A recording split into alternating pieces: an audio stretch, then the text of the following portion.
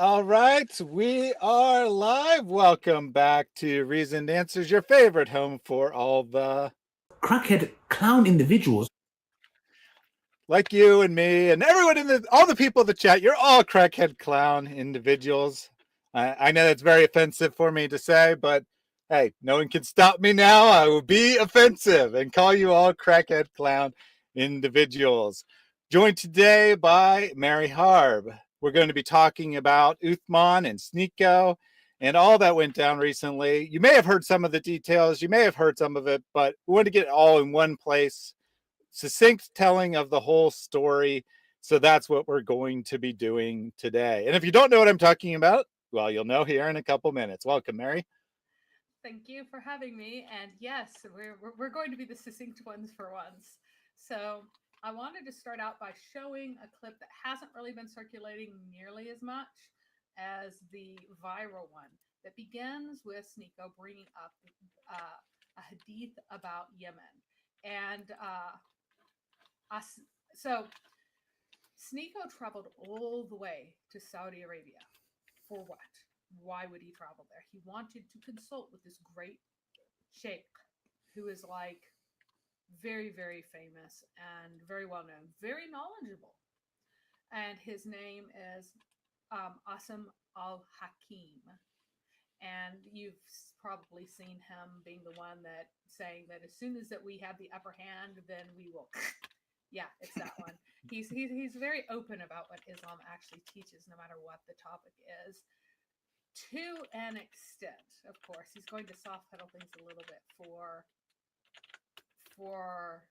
tastes and approachability and things like that. But I want to start out with the beginning of the discussion before the really viral part. If you can. Yep, I'll bring that up. And let me know. I'm going to try to full screen it and see if that works for you guys or if it's better the other way because my screen is very long. And so hold on one second here, Mary. Yeah, tell me whether or not it'd be better to be. Just hold on. Hold on one second. I was messing with. I forgot to reset the chat count, and I was messing with it, and as a result, didn't pull that up right away, but should pull it up now. I can't see anything, so tell me. You can't. Because it's covering your screen. I was like, right. All right, so there you go. Is that good? Can I yes. play it like this? Okay, cool. We're not getting volume, though. Oh, that was my fault because I forgot to turn it on. Let me share again. Oh, nope. Also, share tab audio was on and you're not getting audio. Let me try one more time. Tell me if you're getting audio. Well, I'm not getting sharing it all now. Yeah, you're not even sharing it all right now. Well, that would not work. All right. And I'll stick in the chat with you the video.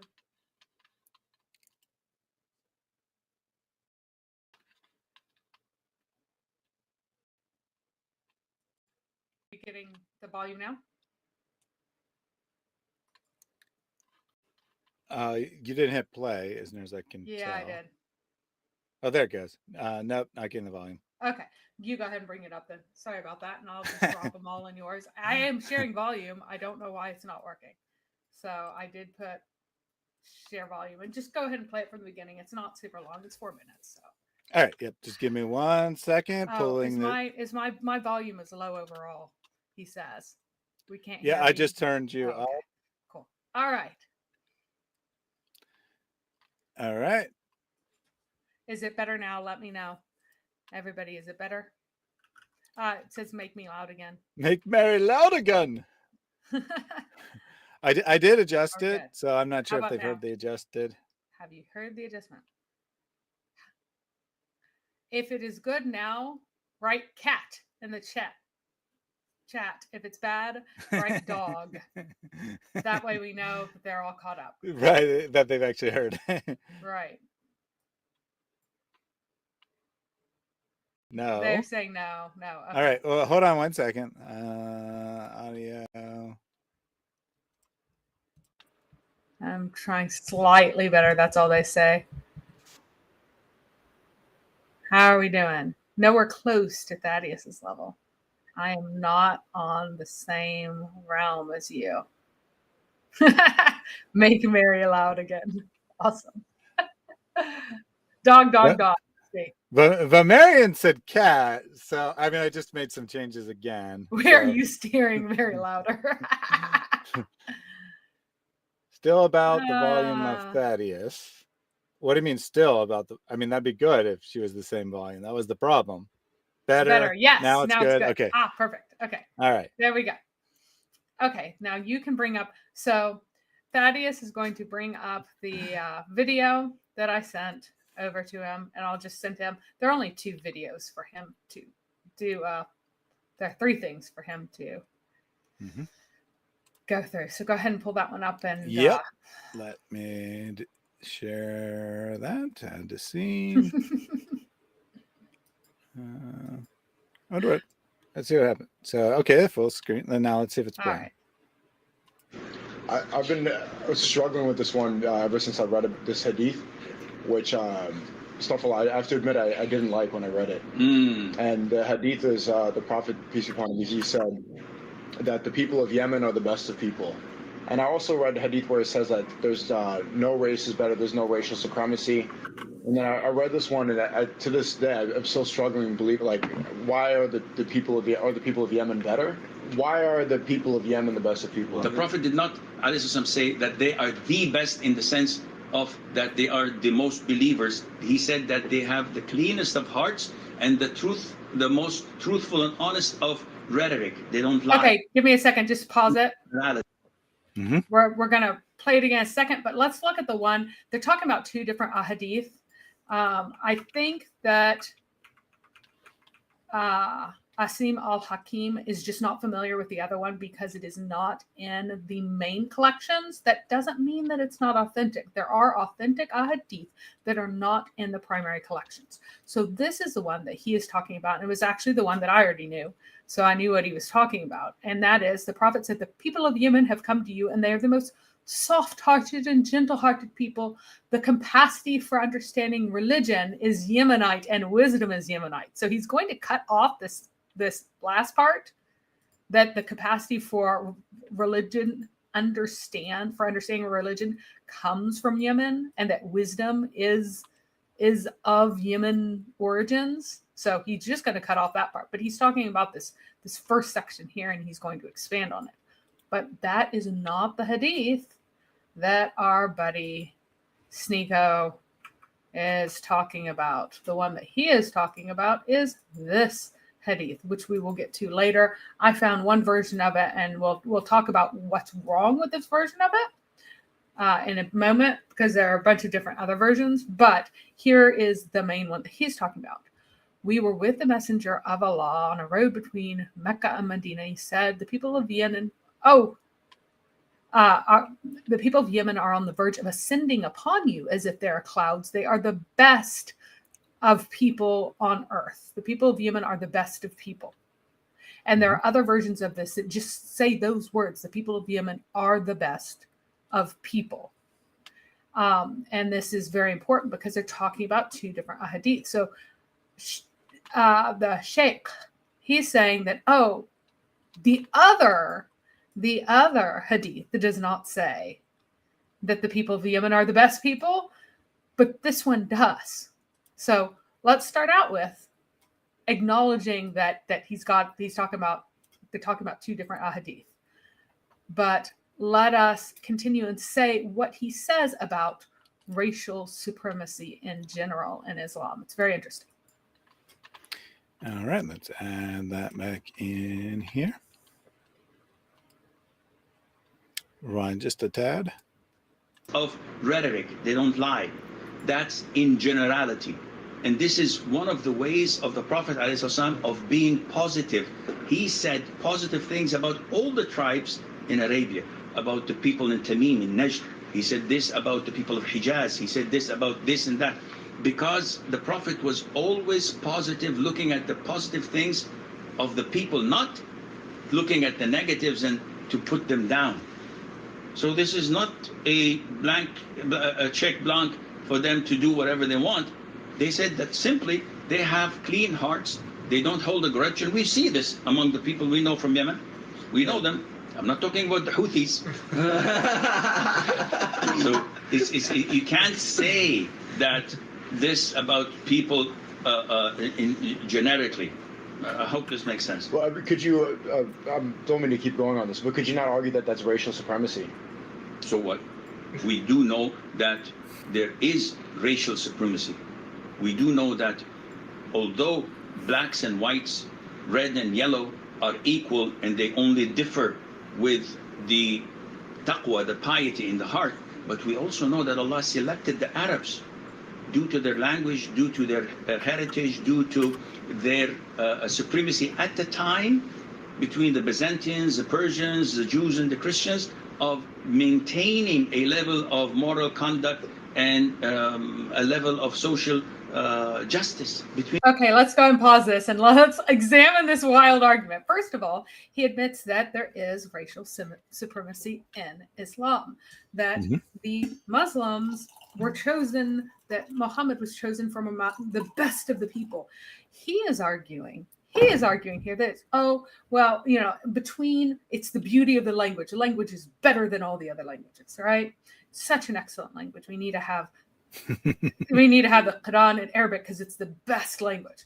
He's also arguing that the people were the most moral. Now, this is hilarious because the Arabs have the reputation of being the biggest supplier of whores in the ancient world and being the biggest liars.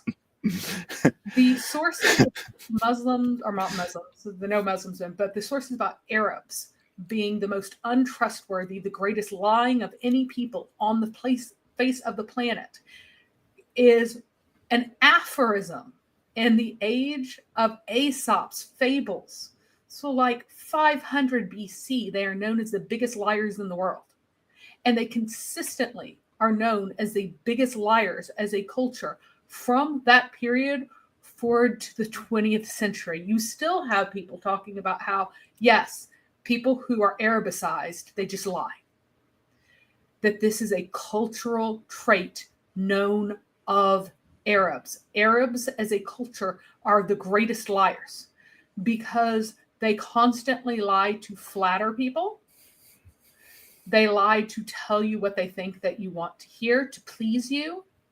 And they also lie for another reason, which is to gain an advantage. And this was well known. In fact, the story from Aesop says that Hermes went around with a cart and to every nation on earth and portioned out from the cart each nation's portion of deceit until he came to Arabia, and then the cart fell over and all the rest fell out. So all the rest of the deceit in the world fell on Arabia, and that's why Arabs are such terrible liars all the time. So the idea, and as far as morality goes, again, they were known as enormous suppliers of whores. In fact, as a synonym for whoredom in the Bible, you find Arab women by the highway, because that's where they used to prostitute themselves, because that was part of their, you'll find it even got absorbed into Berber culture and among a few of the tribes where they send their daughters post-puberty out to go to towns and work as whores and get dancing girls and whores and get money. And then if they happen to get pregnant, well, those kids are just raised by the family, and then they come back with all the money, which allows for the purchase of equipment and the building of a house for their husband, who takes them after their whoredom and has the rest of her children with her. That is just the tradition of the Banu Nail, or Nail, I think. I don't think there's an additional one. So their reputation for extreme promiscuity was also extraordinarily well known. And in fact, they even had a reputation for incest at the time of Muhammad. There were stories that claimed that they would that a girl who wasn't married was required to have intercourse with her brothers is probably not. I mean, like, I'm sure it's certain that one's not true. But like, as far as their reputation with everyone else, it was horrible. Their reputation was awful. That's like saying the pirates of the coast of opposite. Opposite, just pirates. Yeah, you just know? pirates in general Yeah, is fine. it's Right? like a pirate culture. They had a wonderful, the Vikings, as they went around burning people, they actually did have good reputations for certain things. But let's stick with pirates, because pirates had terrible reputations. So the idea that the Arabs were chosen because they were the most moral of people in the world at this time, and that's not, I mean, it makes no sense, because they're also the only pagans, according to Muhammad. They're the only pagans left. So how could they be the most moral of people? But no, they are racial supremacy chosen in that way. And we do have evidence of that with, here, let me share this one with you. So here are a few of the very many hadith that say the same thing. A number of them are sahih. Some of them are considered da'if, but they all have the same content that basically says that Allah has chosen certain people, and mine isn't showing up. I'm not sure why. That is, I don't know why it's not showing up. Oh, yeah, that's weird. Let me try again. One more time. Share. Is it Let going to me share? see if I can reset it on my end. There it goes. There we go. Because I don't want to send you all of them separately. So, it's Allah is choosing the best.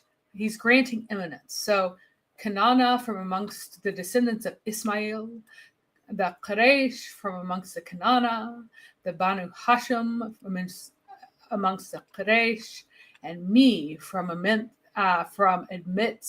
the Banu Hashim. And so the idea that certain women can only be married to certain men because of their rank, that high status women should not be married to lower status men because that would humiliate them. That is part of Islamic law, and some of the definitions of high status is being from the Banu Hashim, from being from the Quraysh, being an Arab and not being a non-Arab. You should not marry off your daughter to a non-Arab, because that would be a humiliating marriage if she is an Arab, because the Arabs are better. And there are other hadith that say that rule will stay amongst the Arabs, and specifically the Quraysh, that rule belongs to the Quraysh. So yes, the people of the chat are indeed the best of people. I agree with that. Now he's going to say that they were at that time the best of people, but this is not a temporal thing in these sources. It is eternal. You'll find out why he himself has a sensitive kind of issue, that he has sensitivity, so he wants to reorder these things in his own mind for his own reassurance, because in reality, he doesn't want to believe what it says. So he's great at telling other people not that they need to believe uncomfortable things, but he's not so great in actually believing uncomfortable things himself. So we can continue back to all right. Let me take now. Yeah, a couple comments here. There have been some funny comments.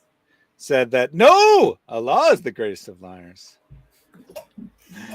And there was a comment which I didn't grab, but said, like, I just joined. Are you saying that the Berbers are liars or whores, something along those lines? Oh, there we go. And no, first of all, she's talking about Arabs. Well, I was talking about Arabicized and a specific Arabicized tribe called Abu Nail, which seems to be maintaining an ancient Arab tradition. So they would have picked this up from the Arabs. It would not have been their native tradition when they began speaking Arabic, because they're an Arabicized tribe. In fact, they claim to be immigrants. They claim to be of Arab ancestry, not Berber ancestry. And they don't have the strikingly lighter skin and hair and eye colors that you see among some Berbers. So that may be true. So, and regardless, we're not suggesting that people are like by genetic nature liars or something that along this those is lines. cultural. But what we are suggesting is that there was a reputation of people who were liars coming from the region in which the Quran is revealed. So to suggest that Allah revealed it there because these are the best of all people, the most honest of all people, is just utter nonsense. Right? It doesn't have any bearing on reality or on the culture of the time. Right, or the culture going forward. I mean, the Banu Nail stopped prostituting all of their daughters only in the later 20th century. That was still a thing in the 20s and 30s and 40s. They stopped doing it after World War II. So, like, this is not some sort of fluke thing. This was just a holdout of an earlier pattern. So. Pat's Leadership says, no, it is genetic. This is the proof that Islam is true. Well, I mean, that's kind of what Sheikh Hakeem is saying, right? That Allah did this, so it must be true that they were, in fact, the best of all people, the most honest, the best to pass on this message to other people, and so forth. Marion said, rumor has it that Sneako is paid insane sums of money to influence people into Islam. That is a rumor. It's highly improbable, I would say. The reason Sneako picked up Islam is because he idolizes Andrew Tate, and Andrew Tate did it first. Yep. Now, he does seem to be a bit more serious than Tate, but I don't think he was paid to do it. Yeah, I don't think he's going to last either, at least not in any kind of, it'll just become a background noise as he learns more and more. Incognito Christian asked if you're married, Mary, and the answer is yes, indeed I am. I have been married longer than I have been single in my life, which is a crazy thing to say, isn't it? Like when you pass that threshold, you're like, wow, more than half my life I've been married to this person. Yeah, I hit that point a couple years ago myself, and I'm not married to Mary, just to be clear, because occasionally someone thinks that. We don't. Not to each other. we are definitely not married to each other, but we both have been married for a long time. So to answer your question there, and I did miss the start of the chat. I didn't realize that the app that captured it was not open at the time. So I do apologize. I saw the gifting of 5 memberships there, Jack Ray, but I can't pull it up on screen. But thank you for doing that. Well, you can play him a short anyway. Which one's his favorite? I don't know. Yeah, just tell me which one you want, and I'll make it come up. All right, so let's. Oops, that's not what I meant to do. Let's get the video back up here, and let's play a little bit more. At the time, but. Oh, by the way, a couple of people pointed this out, but it bears repeating that Sneako said, this sounds like racial supremacy to me. And Sheikh's like, so what? Yes. It is. So what? It is. What's your problem? It is. But it was racial supremacy at the time. But I do want to notice that Sneako said that, Assim said that, but there's no difference except in piety. That's true. Please tell me which racial supremacist says that their race is the best just because. No, their race is the best because they are the smartest, the tallest, the strongest, the most industrious, the most militarily successful, the most technologically advanced, the most peaceful, the most communistic, whatever. They have reasons for saying that theirs is the best. They say that ours is the best race because it has these characteristics that make it the best race. No one says our race has no characteristics of excellence, but it is the best race. That would just be nonsense. It wouldn't even be racial supremacy, right? You say that your race is the best because. And he's saying, well, it's not racial supremacy because it's about piety. No, the Quran makes it clear that who will be the most pious? The Arabs are the most pious of all the people in the world. And who are the best women of all the Arabs? Well, they're the Quraysh. They're the best women. Not because like there's this label of best, but because they have all the traits of bestness. That's what racial supremacy is. It's so baffling to me, these people arguing that it's not racial supremacy when you're saying that this race will have the best of XYZ. Oh, because it's only based on XYZ. Mm-hmm. No, you're saying that this race will have the best of XYZ. That is the point. That is how it's racial supremacy. That this, they're not even saying, you don't even have to say that this race has a monopoly on that thing, right? We're the only people with smart people. We're the only people with pious people. We're the only people with women who are good to their wives, or wives, women who are good to their husbands. No, it's saying that we have a disproportionate share of this goodness, and that on average we are better than everybody else, and the most exemplary people are among our people as well. That's what racial supremacy is. Like, that's what it is. And that's what the Quran and the Hadith say about races. They don't say that non-Arabs are worse than Arabs because they have no piety at all. No. They say that the Arabs will be more pious in general, and that the most excellent exemplars of piety will all be among the Arabs. Mm-hmm. Yeah, that doesn't mean that any given Arab is superior to every single other person on the planet. And Muslims always get this confused, right? They're like, they come and they tell me, Islam can't be Arab supremacist because Muhammad said that you'd be judged, or the Quran says you'd be judged on your piety. And that's true. But what it's suggesting is that the people who are the most pious are also Arabs on average. Mm-hmm. Doesn't mean that every single Arab is superior to every single non-Arab or anything like that, or that you get into paradise solely for being Arab. But what it's suggesting is that Arabs naturally are more pious than non-Arabs. All right, let's play some more of the video.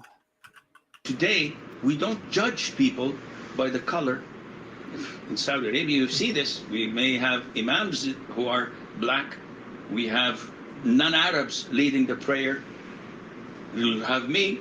I'm not originally Arab. I'm originally from Indonesia. Mm-hmm. So nobody says anything. Nobody dares to say anything with my 9mm Glock. But still, we respected and we feel, they're our homies. We have no problem. So there are homies. I got my gun. I got my Glock. I'm ready. That's pretty trying funny. a little hard to fit in there, I think. But notice that he says I'm Indonesian, so that would be a reason why he would be personally motivated to distort this. He's all fine telling women that if they object to their husbands marrying another woman, they'll go to hell. Like, he's fine with saying that, but he needs to contextualize this in a way that's not actually honest for his own mental happiness. Nice. The owner of Goat Hub, Pat's Leather Straps, is the owner of Goat Hub. Mm-hmm. All right. Why on earth does he dress like an Arab? I mean, because that's Arabs what are the best people. Did. And to be the best, you got to be just like Muhammad. But he's not even wearing historical clothes. Like, Muhammad never dressed like that. He's just dressing like modern Arabs. Of course not. But he is actually in Saudi Arabia, so it makes some sense for him personally. But lots of people do this outside of Saudi Arabia, even, that they wear the same clothes as people in Saudi Arabia do, because they've absorbed the idea that, whether they say it with their lips or not, they've absorbed the idea that to be superior, you have to dress and act like an Arab. Right. All right. At a certain time, the Arabs were chosen people the same way Jews believed that they were chosen. Yes, and this is what Quran is in Arabic. It's not in any other language. You can have translations in many languages, but Quran is Arabic. So can you say Arabs were the chosen people? No, because we have the worst come from the Arab world. Bashar Assad. We can. What? He said, no, you can't say that they're the chosen No, people. I mean, because we I have heard the words, worst but scum from what? the airborne. Yeah, I didn't understand. What is that the word scum. argument? It's You a can't say terrible that one they're the chosen people because there's because bad we have Arabs. some bad people. Yes, which is That's silly. not remotely what the idea of the Jewish people being the chosen people means at all. Right. And take a look at this. That Allah does have chosen people, and the only people who are called chosen in the Quran are actually the Jews, not the Muslims, which is funny. So there are a whole bunch of places where it says that, O children of Israel, remember when I preferred you, or that I preferred you over all the sentient beings. So over every sentient being in the world, over every sentient being in the universe. It's that word does not mean worlds, it means sentient beings. So we gave the children of Israel the scriptures and the judgment, the hikmah, and the prophethood only to the children of Israel. The children of Israel only had scripture, hikmah, and prophethood after a certain point, and we provided them with good things, and we preferred them, chose them over everything else. They were the preferred people. They are the chosen people. And there are other places where it even uses the word, we have chosen them. So the Jews are the chosen people in the Quran. If you do not like the Jews, then you should not like the Quran. Right? Mm-hmm. It is, this is a teaching of I this mean, book. And so and so Sneako is asking him, well, were the Jews chosen for a while and then the Muslims got chosen? But really, there's no evidence of one being usurped by another. Muhammad just taught two contradictory things.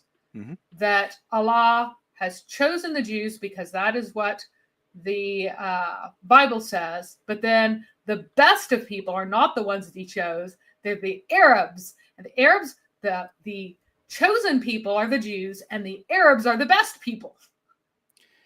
And the irony here, of among many others, is that according to the theology, and the actual understanding of what it means to be the chosen people, Islam would absolutely say that they are the chosen people because they were chosen to be the ones that get the only version that's preserved forever of the text. And it can only be in Arabic. That really definitely makes you the chosen people. Yeah, Muhammad didn't say that ever. I know he didn't say those words, but I'm saying it's really funny. But yeah, but the really idea funny. of it, yeah, and it's also funny. Oh, by the way, add the quiz about liking the stream. I forgot that. That's funny because I was actually in the process of doing that. Nice. So anyway, so the Arabs are never called the chosen people, and the Jews consistently are because Muhammad is borrowing. But Muhammad's original teaching is that every single group of people got their own prophet with their own language. So the Quran is in Arabic, not because Arabic is the best language, but because Arabic is their language. And it's one that didn't have a holy book yet, so it needed one. Every language needs a messenger, and every city needs a prophet. That's what Muhammad taught, and that would be the reason why this would happen. The stuff about them being the best of people, that was within the last 5 years of his life. He began teaching that instead whenever he had killed all the Jews around him and no longer felt like he should impress them or that it was impossible because he'd killed so many. So after that point, he decided to switch his story, or not even switch it, because he didn't ever say that the Jews are not the chosen people. Instead, he just said that, oh, I'm the best of people, and the Arabs are the best people, and you guys are the best people, and we're the best, and there will always be greatness among us, and all that sort of stuff. So anyway, we can continue on. We are almost done with this one. Mm-hmm. Pat's Leather Strap says, smash grapes into the like button. Good suggestion. Good suggestion. And Comely Inspired says, cute cat, what is his or her name? So here, okay, sorry. Let me try this again. Here, this one, this one is Artemis. And this one in my lap is Morgan. Oh, Oh, I forgot to share one thing. Hang on. I forgot to explain how you could make the Yemen stories. Like, how can it be that the Yemenis are the best people on earth? You can bring up my window again. Sorry about that. The prophet himself supposedly told people that he's Yemeni, and the reason why he could possibly do that is because he had some weird teachings about who Ishmael and Abraham were from for quite a while, which conflicted, and he changed things around. So originally he seemed to teach about connections to Yemen far more, and then later he imported this Ishmael belief. But he said, the best, so here it is.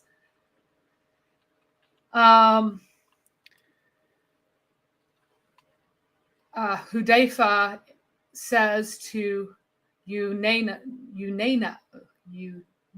I haven't run into that name before. Unaina, I am more discerning of horses than you. And then Unaina said, I am more discerning of men than you, like discerning men's hearts, right?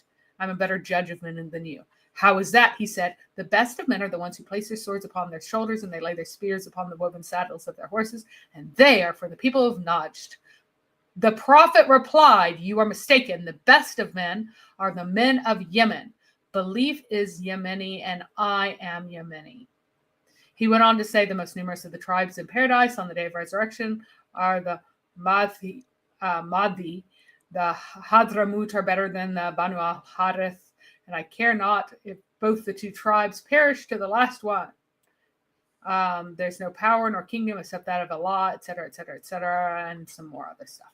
But the best of men are Yemen. Belief is Yemeni, and I am Yemeni. So Muhammad was teaching this Yemeni origin story for quite a while as well, and that's why you get these weird conflicts, because he changed his story, because that's what Muhammad did.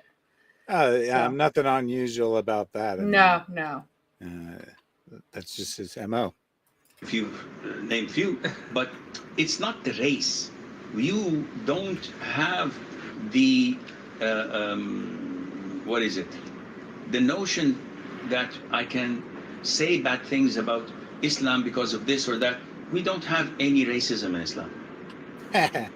Blacks and whites are equal. We have this, and we can see it everywhere. My father-in-law is as black as night. My father. We can see it everywhere, including all the historical sources about it. Oh, wait, sorry. Don't ever look at any of those historical sources. Well, they are exactly the same, except because they're all judged by piety. It just so happens that he's the best. Oh, yeah, that would be. And why is it that his father-in-law is black? Why is he not Arab? Because Arabs wouldn't marry their daughters to him, even though he was a great sheikh. Mm-hmm. Sometimes they will. Sometimes they'll go against the general rules, but it's generally considered humiliating to marry your daughter to a non-Arab. So he's a non-Arab. So who's his father-in-law? A man who is as black as night. And of course he's saying, oh, there's no difference between white and black. But of course the early Islamic sources and the attitude that persists to this day is that the Arabs are the best, and they're neither white nor black. So why is he saying there's no difference between white and black? You're both inferior. You're both inferior to the Arabs. Oh, okay? but which is, I mean, there is still distinguishing. Yeah, there is a further distinction. So if you're Zanj specifically, so that's not Somali, that's not Ethiopian, because that's a different class. But if you are Zanj, which is Bantu, which is Sneako, you are at the bottom of the barrel. Then you might share the bottom of the barrel with the Turks if you happen to be Shia, because the Shia really, really, really hate the Turks. Mm-hmm. And as daughter Galatians points out, one of many, many, many hadith that have been used to justify racism, Muhammad said that Shaitan looks like a black man. Indeed, he did. Just coincidence, I'm sure. No prejudice at all. He's black. And he's the most beloved person to my life. May Allah have mercy on his soul. That doesn't make any difference. We don't have this in us. We don't think of a race of what are you? Hispanic. ¿Qué pasa? No, I'm everything. So everything, but originally. My mom is Filipino. My dad is black. Kamusta ka? Yeah. Mabuti. Okay.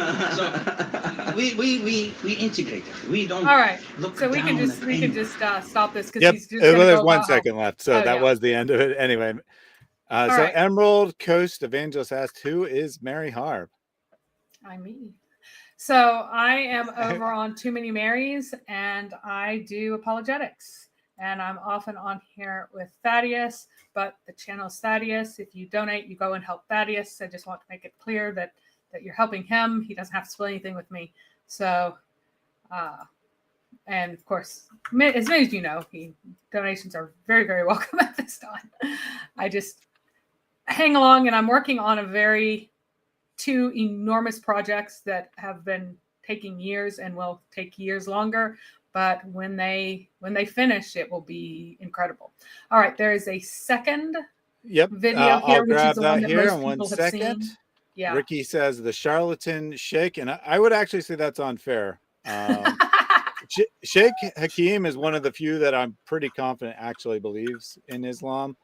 A lot of the popular people, they'll say whatever they need to say to get views and whatnot. Uthman 100% doesn't believe in Islam. Others, somewhere in between. But of the celebrity sheikhs, I would say that Hakeem is definitely near the top as most genuine. That doesn't mean that he's right, of course. It doesn't mean that he's good, but he does actually believe what he says. And he tends to distort the least. This is one of the few times where I'm like, dude, you're distorting things, but you see why, because it's a personal thing to him. So right. The next one is the Certitude one that everyone has been talking about. We can say with certainty that this will be a good clip. Yes. I was struggling with this one ever since I read this hadith, which stuff a lot. I have to admit I didn't like when I read it. Listen. Well, no, Sheikh, tell me. First of all, we as Muslims have to have submission, certainty, no questions asked, no strings attached. This is Quran, I believe it. Do you fully embrace it? Yes. No questions asked. This is a hadith. Do you take it? Is it authentic? Is it? That's what I read, yeah. Then if it's authentic, it's from Allah. How could I be shaky? Because if you want to be shaky, this means that you don't have certainty.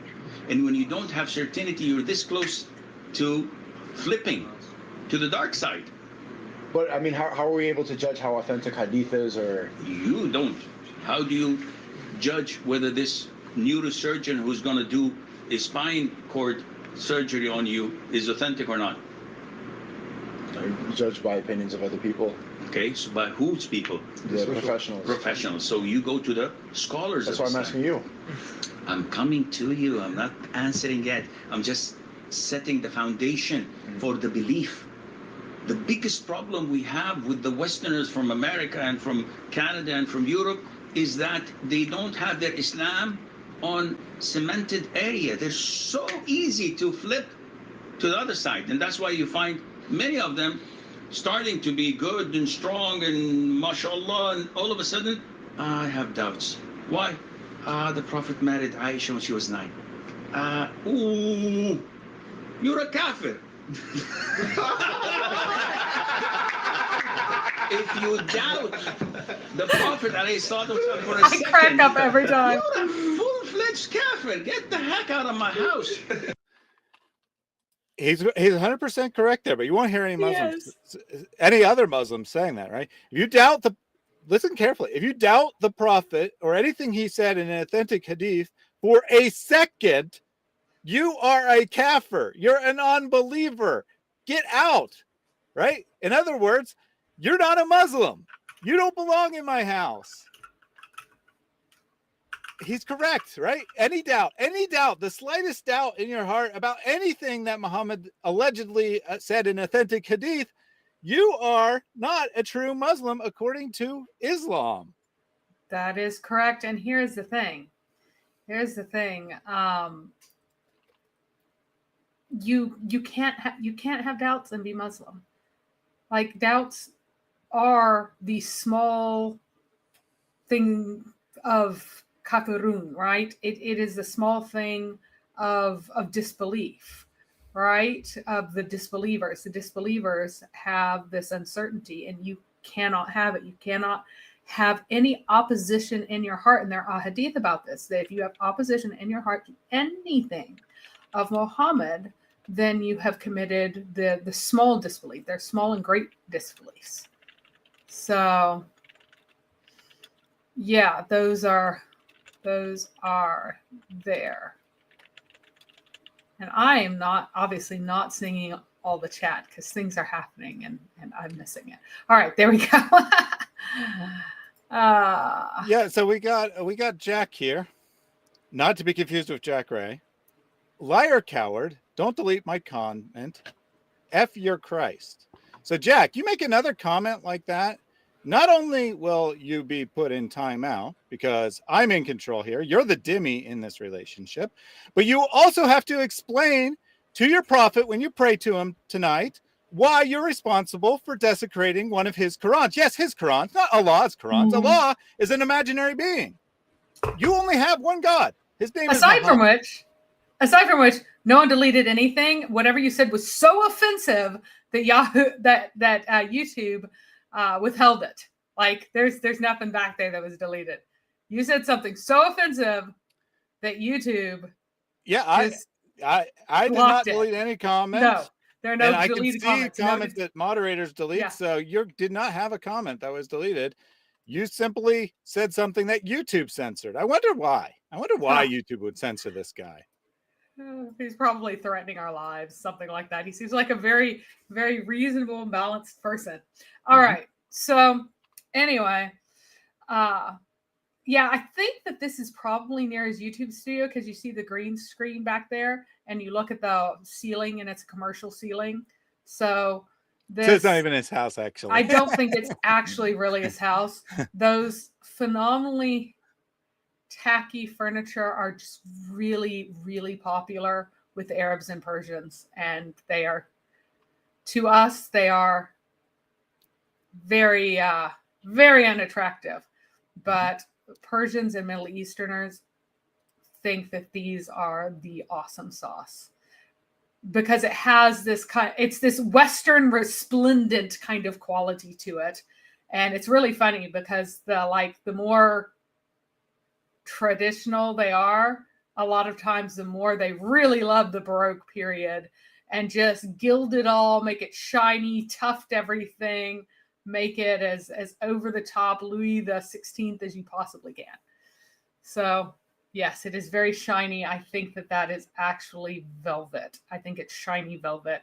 And I have run into a store and I took like 30 pictures of it because the furniture was so incredibly ugly.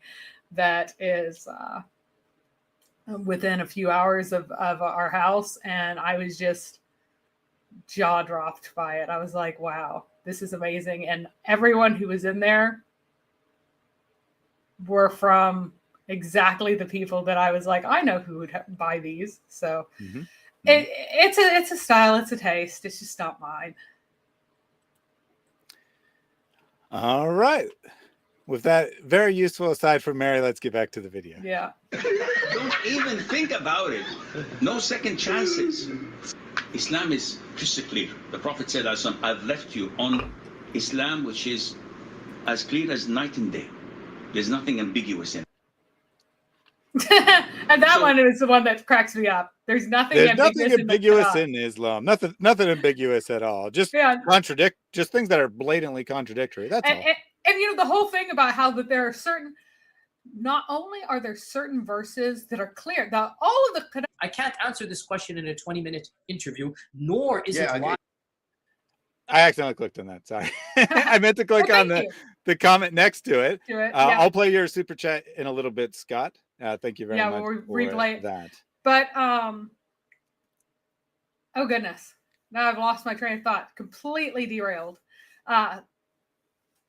So not only is there the verse that says that certain verses of the Quran are clear and others are unclear, up until that point, and this happened after Muhammad. So the Quran says it's full of these clear signs. The bayanat, I think it is. I'm butchering that horrifically, but it's full of clear signs. It's full of clear signs, and then you have the ayah, the individual ayah of the Quran as well, each of which is a miracle and a sign. And its clarity is why it's undeniable, because it is so clear and so precise and so unambiguous. And over and over and over again, the clarity of the Quran is what is one of its main selling points. Mm-hmm. Then, after Muhammad conquered Mecca, so in like the last 2 years of his life, a delegation from Najran came up to talk to him with Christian clerics, and they called him out on a bunch of things because he was using words that said that Christ was divine over and over and over again, because he didn't know what they meant, and while denying that Christ was divine. So they're like, okay, so you're saying that Jesus was just another human being, but you also say that he is a word of Allah. You also say that he is spirit of Allah. You also say all of these other things, which are divine properties. Why do you say these things? And his answer is, well, some things are clear in the Quran and some things aren't. So this unclarity of the Quran is something that was revealed in like the last 2 years of Muhammad's life. And actually, it was within the last year. I'm sorry, it was in the last year, because that was where he took the swearing oath where he said Allah should kill him within the next year if what he said wasn't true, and he died before the year was up. So Allah did kill him within the year. But the context of all of this is a denial of everything that came before. And not only did he say that, but he said that if you speculate about unclear things, then that is defiance against Allah. And so then you're in unbelief. So if you make it, and nobody knows what parts are the clear parts, and nobody knows what parts are the unclear parts. Some say only the 7 oft repeated verses are the clear parts, but nobody's entirely sure what those are either. So nobody's even sure what the 7 verses are. Some people say that it is the first surah, those are the only clear verses. I would mean that's it. Surah al-Fatiha. Well, I mean, 7 is 7, regardless of which 7 they are, right? Well, and some people say that it doesn't actually literally mean 7. It just means 7 in the sense of the completeness of it, and it can be an arbitrary number. And that isn't even part of that verse. So other people say that no, it's not the 7 oft repeated verses, whatever they happen to be, but it's a lot of things are clear, and then some things are unclear. You are not allowed to speculate about what's unclear, but nobody has a definitive list of what is unclear. So if you exegete the Quran at all whatsoever, you run the risk of having tried to exegete something that is in that unclear category because you thought it was clear and you were just wrong. And then you are in rebellion and defiance. So this clarity versus unclarity, not only is it extremely muddy, because this, again, is a late teaching of Muhammad that he just pulled out of his butt because he got called on the fact that he had lots of contradictions and taught just an incoherent mess. But that's why you'll have do not question, do not ask, do not look into this. And then it's clear there's no question, there's nothing to question, and it's very, very straightforward. Because Muhammad did say both of those. And nobody knows which bits are which, because of this late teaching that he just made up when the Christians showed up. Professor Yaffa says the Quran is so clear that they don't even know what is clear. It is true. It is literally true. That's exactly so true. All right. All right.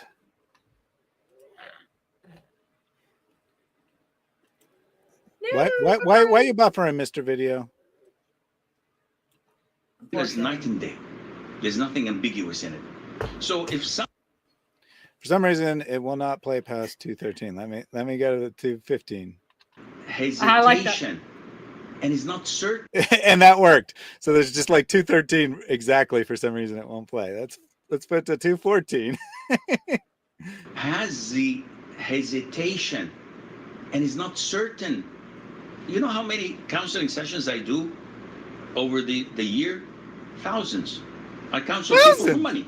They come to me, they pay me $220 per hour. Hey, thanks for admitting that you're sheikh for hire. Yep.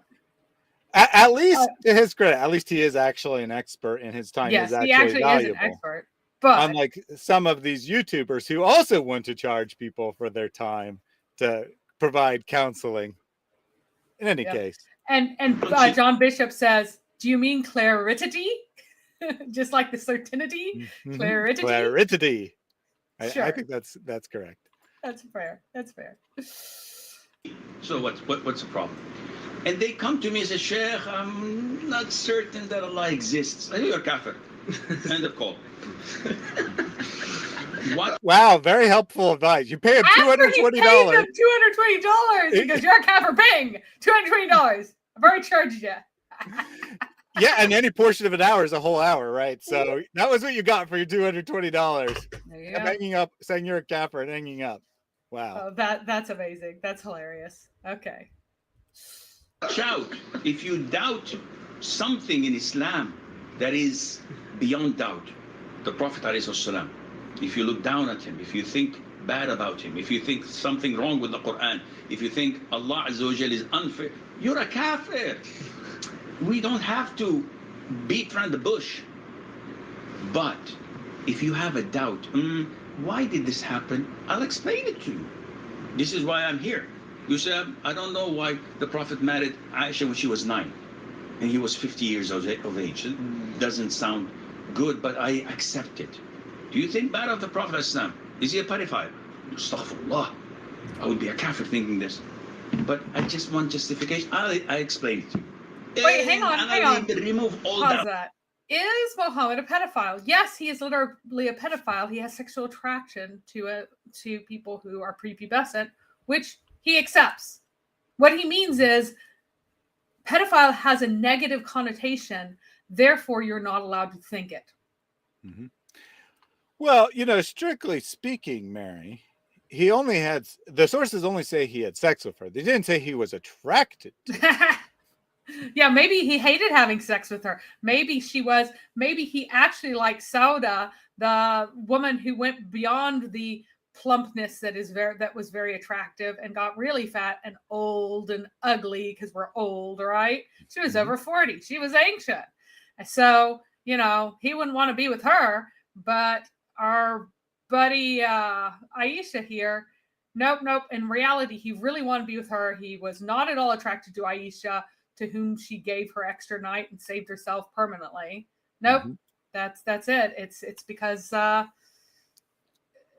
don't know. He wanted to martyr himself by having intercourse with a child.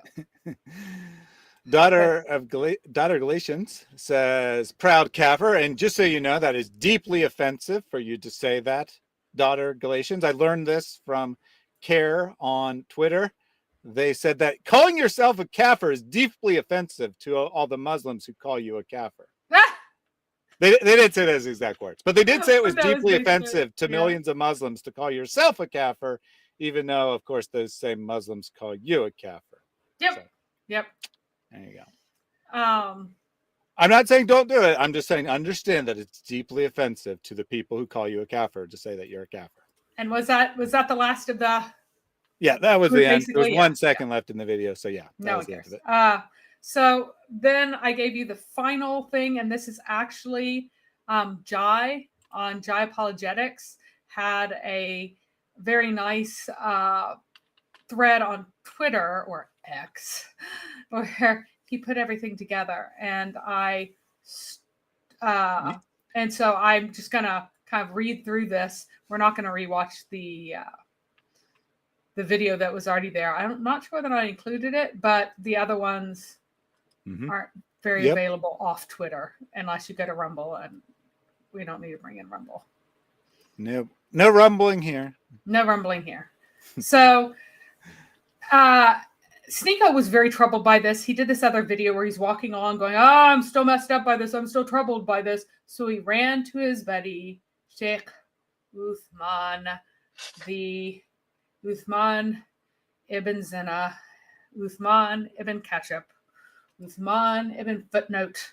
We are going to him to be told the truth of Islam. And this video, apparently there's a better one, but I don't know where it is. I haven't been able to find it with better audio. So the audio here is not great. But we can jump ahead like 30 seconds. Wait until basically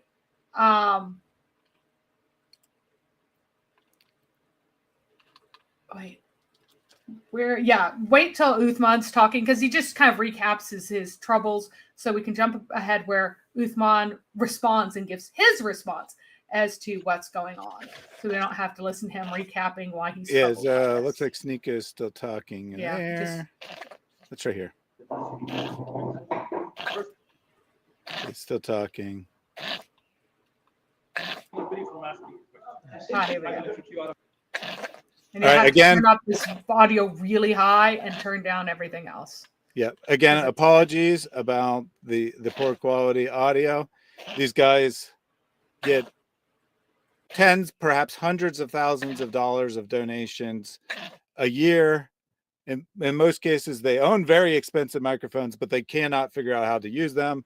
And so all their videos sound like crap. Anywhere, we invite you to welcome you to come and ask questions.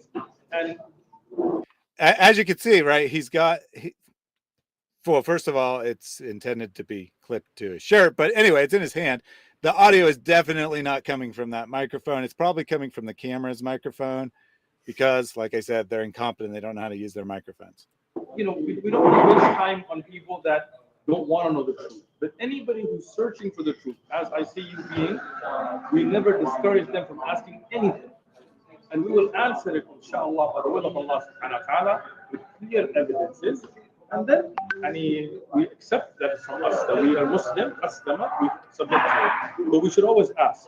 Okay, pause. The first thing is, so he said that you can ask any question if you're a seeker, but then you must accept the answer. Here's the problem. Is Sneako a seeker? Is he a seeker? No, he's already a Muslim. He's past that point. He can ask a question, but he cannot ask any question with any doubt. He cannot have doubt. So he's saying that, seekers, this, that. Sneako's not a seeker. He said the Shahada. He is a Muslim. He is under Muslim rules. All right, let's continue. Morg, he wants to know what the snorting sound is. Some kind of background sound. It's being highly distorted because it's probably coming from behind the camera. I think a chair, somebody scraping a chair. Yeah, like workers doing something or something. Like I said, they don't know how to use their microphones. They're picking up all kinds of noise there. He forgot to offer snacks to the microphone, Jen. That could be. Yeah, and someone else points out that Surah 5 says, don't ask questions. Oh, ye who believe. And again, Sneako is not who? He's not a seeker. He's not inquiring. He is already a believer. So if you might trouble you, do not ask things which, if they were made unto you, would trouble you. Yeah. So to be clear, he is allowed to ask a question if he just doesn't know something, right? If he's just ignorant, right. I don't know what the answer to this is. That's allowed. But the advice of the Quran is don't ask about anything which you might be upset what the answer is. Because and this is what common Muslims do, right? They absorb this, whether they consciously know that verse or not. They absorb this idea from their parents and their society, and they just don't ask questions about anything ever. Because they know at some level that asking questions is very dangerous. If you find out, if you would disbelieve in Islam because you found out that Muhammad had intercourse with a 9-year-old, do not ask a question about it. Don't think about it. Don't consider it. So if it's something that might trouble you, like Sneako asking about racial supremacy in Islam, don't ask about it.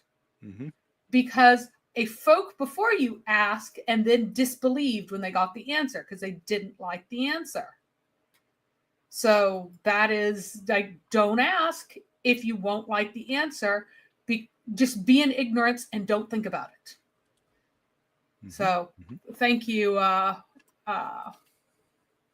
who was that who posted that, reminding me of that? Somewhere about whoever that was. Thank Mary, you. thank Sorry. Is the hadith you're referencing, خير الرجال رجال اليمن. This is mentioned in a riwayah that is mentioned by the Imam Ahmad in his Musnad and other ulama. This riwayah, there is a problem in the chain. This is something we need. This is why everybody should understand. Sneako's kind of zoned. Look, he's getting an answer from Uthman, and he's like staring off the opposite direction. That's pretty wild there. In any case, so Uthman, and you'll get the details here, but basically Uthman is going to try to claim that hadith that bothers you, don't worry about it. It's not authentic, which is totally a lie. What, Uthman lying about hadith? I mean, he's got a master in hadith and things, Mary. He's an expert. So either that degree, assuming he actually has it and isn't just totally making it up. So either he got it from a pay-for-play university and did zero study whatsoever, or he knows that what he's saying is untrue and he's just a blatant liar. We'll find out which it is in a bit. The riwayah in Sahih Muslim, it mentions al-Iman al-Yaman wal-Hikmah Yamaniya. Yani that Iman is a sifa from the people of Yemen, and wisdom is something that is from Yemen. Hey, Sneako finally decided to look at the person who's talking. Like he's finally pretending he cares. It does not include this section that you mentioned, that the best men are the men of Yemen. Okay. Right? So, Sa'id ibn Musayyib is a tabi'i. Okay. He's the one that reports this from Abu Huraira. Al-Haythami, one of the early scholars who recorded the hadith, said that the rijal are all good except the fact that Sa'id ibn Musayyib never met Abu Huraira. So there's a break in between those two, right? And because the stronger narration, which is in Sahih Bukhari and Muslim, doesn't have that wording, so what is correct is that no doubt the hadith in Sahih Muslim, this is mahfuz. This is what is the correct wording. So I know he was really hard to understand there, and to answer Maureen's question, yes, we're covering the same material. We're covering the same material that Jay and Daughter of Christ did, or as some of you call him Jai, but more. Really his name's just Jay, with an I, but it's pronounced Jay. Anyway, but that stream was really great when they got to the meat of the matter, but unfortunately that took a really long time. So I think probably a lot of people missed it, and that's why we wanted to recap it and try to get it in a little more succinct format. But the claims here of Uthman are there's a version of this hadith which I think is the one that you're talking about here, Sneako, and that one it has some bad narrators in it. And then there's a different one, right? Hold on, Mary. Right. Let me. And then there's a different one in Sahih Muslim. That one's all good, and they vary in wording. So we should go with the one in Sahih Muslim. That's the claim. I think we're going to find out that approximately 0 of those statements are true, but that is the claim that he's making. Even the Sahih Muslim, it's Sahih al-Bukhari that has the other one about Yemen. And that one, and it's not a variation of the same thing. It's a variation of something slightly different. The understanding religion is Yemeni and wisdom is Yemeni is in there, but it's a separate claim. Like, it's not the same hadith. The other one has lots of other details.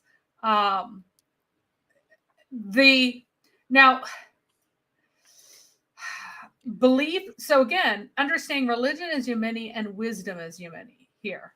Mm-hmm. Then there's this other one that says belief is Yemeni and I am Yemeni. There are very slight parallels in those, but they are very slight parallels. I wouldn't say that one was a version of the other. The circumstances are different. Everything's different. They're just different hadith. And again, it's not even in Sahih Muslim. It's in Sahih al-Bukhari. And besides that, Mary, just because there's 2 different versions of the hadith doesn't mean that one is false and the other is true. They can both be true, right? Just because they have different wording doesn't mean that both wordings aren't true. They'd have to actually contradict one another for that to come into a possibility from an Islamic point of view of which one's better. Because you could have two people describing the same event through different chain of narrators, and they're giving two perspectives on the same thing. They add different details. All the details are valid. Just because the version in Bukhari doesn't say this exact detail, ignoring that it's actually something different. It's actually talking about a different saying of Muhammad from to begin with. Even if that wasn't the case, just because it's better doesn't mean the other one's untrue. They're both authentic. Then they're both true according to an Islamic point of view. And then there's another one. So, and here are the two others that have variants. The people of Yemen are on the verge of ascending upon you as if they're clouds. They're the best of the people on earth is one of them. And then this one is the best of men are the men of Yemen. Belief is Yemeni and I am Yemeni. So this version right here, this version has part of this narration is considered unreliable. It has two main sections, this beginning section and the bottom section, where a man from among the helpers said, aren't we, O Messenger of Allah? Meaning, aren't we the best people on earth? And Muhammad was silent. Then he says it again. Muhammad's silent, says a third time. And then Muhammad said very, very softly, except you.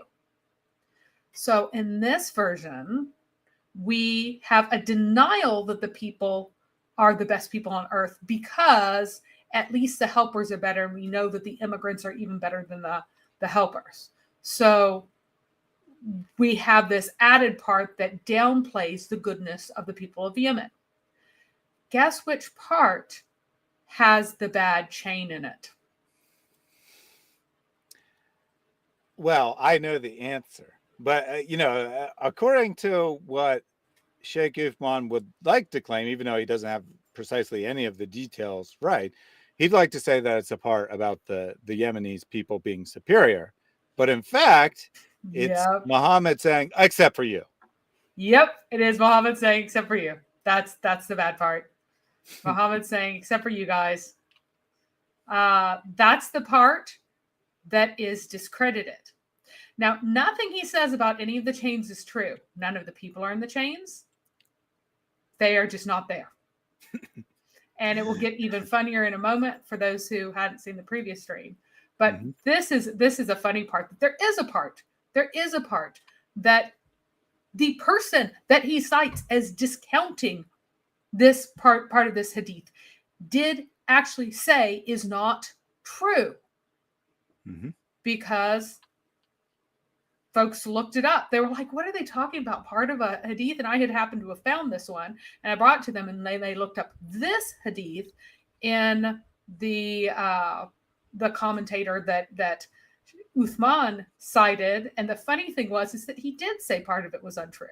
He said this second part was not true, that it was bad. And the first part was good, that it was solid, that it was excellent.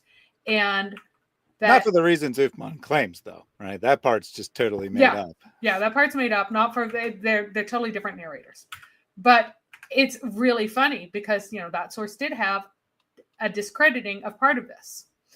You would think that someone with a master's in hadith would know better than that, but let's. Well, just because he has a master in hadith and things doesn't mean that he has a master in telling the truth. Yep. All right. Let's pull that back up. I mean, the possibilities is either his degree is so incredibly worthless that he says with confidence, fact after fact after fact, and not one word he says is true, right? He doesn't have the right chain for the hadith. Yeah. He doesn't draw a correct comparison. He gives us name of a specific scholar who supposedly backs his opinion. That scholar said no such thing. None of it is at all true. Every word he is saying, he is just basically making up off the top of his head, except he's not making it up off the top of his head. He prepared to give Sneako this little speech in advance. Oh, and by the way, Digosi here is saying that, oh, wait, this other hadith is from Abu Huraira. Yes, this one is. But this is not the one that's supposed to have a bad portion of it. If you want to discredit Abu Huraira and Sa'id, if that's who are Abu Sa'id, then you'd be discrediting the one that he wants to keep, not the one that he wants to get rid of. The ones that he wants to get rid of do not have Abu Huraira as part of the chain. The only one that has Abu Huraira as part of the chain is the one that he wants to keep. So let's jump to the next one, which again, he cited the wrong book for. But so let me answer a couple of these questions real quick. Professor Yalf, why did they record Sneako melting down? What did they gain? Well, they didn't know that Sneako was going to melt down. I mean, they went the original video, right? The original video that was recorded with Sheikh Hakeem. He didn't know what Sneako was going to ask in advance. Unlike this, which is totally not a off the cuff conversation. This is I mean, you can just tell by the way they're sitting. They're like sitting at this table in front of the cameras. Very formal. They've prepared to do this little press conference or whatever you want to call it. That's not the case of what happened in the original video. Sneako came, they were hanging out, and they were recording it to get views, and then Sneako went off the rails. And I'm pretty sure that Sneako himself uploaded some of this because he went there planning on asking this question. And then after he went out, he uploaded himself talking. He's a streamer. So I think he himself uploaded it. Yeah. So, and then considering Plebis says Uthman is at least trying to address Sneako's problem and isn't just calling him a kafir. I object to the word there, at least, or the phrase is at least trying, because you got one guy who's honestly telling him what Islam teaches. And he's calling him a kafir, or at least saying you could be a kafir if you keep having these doubts. And then you got Uthman, who's just making up nonsense. Yeah. You tell Sneako what he wants to hear so that Sneako will be like, thanks, buddy Uthman. I'll continue to send viewers your way. So they definitely are doing different things, but I would say that Hakeem is being far more honest and is actually doing Sneako a favor and actually doing something good for him by telling him the truth. All right, let's pull this back up and let him finish out his argument that he's going to make about Abu Huraira and why he's not reliable. Yeah, so far he's just claimed it has a bad chain, and the chain in Sahih Muslim, which apparently is actually Bukhari and is actually a different saying of Muhammad, not the same saying at all, is better. Now he's going to give the specific reasoning. So what does that mean? That no, we don't say that the best of men are any particular nationality, because what we know is the most authentic and clear hadith on the subject tells us, La fadl al-Arab ala al-Ajam. There is no virtue of the Arab on the non-Arab or the Ajam or the Arab on black or white, except in taqwa. Whoever is more pious is closer to Allah subhanahu wa ta'ala.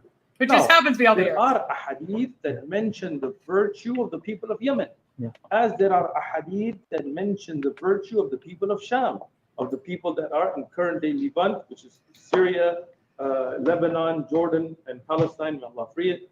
So this area, there is about how in the end of time, this is where Iman will be preserved and so on.